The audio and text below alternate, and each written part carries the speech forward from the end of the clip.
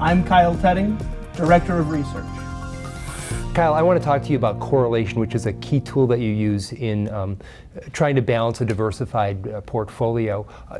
Let's start with the definition first. Correlation is really the relationship between two different assets or even two different individual stocks or individual positions, and it really explains the direction that the two move relative to each other. So normally, stocks and bonds go like this, but when you've got that correlation coming together, then they're just kind of going like that. And those relationships are based on long-term histories, but over the short term, sometimes those can vary. You know, two great examples from the recent past, September 11th, 2001, when investors fled pretty much any risk category in favor of cash.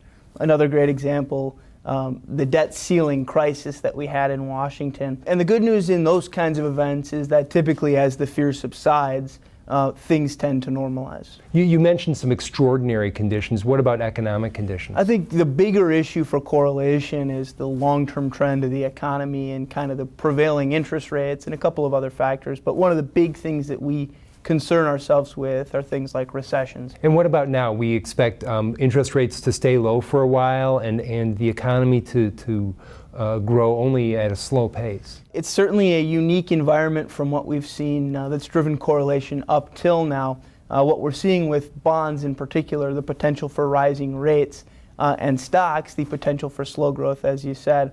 We may see correlation tick higher now compared to what it's been in the past. So what does that mean for investors? It means we need to be much more careful about how we're allocating our accounts, not just focusing on what historically has been true, but really keeping an eye on the way we're allocating risk, knowing that particularly now, bonds aren't going to necessarily provide the cushion they used to provide when stocks turn south.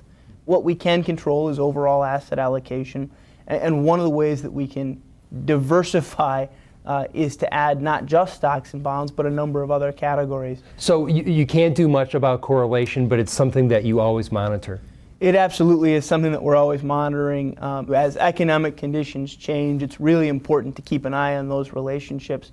And ultimately, as correlations start to move closer to one, as asset categories start to move alike, we need to be much more careful about how we monitor risk.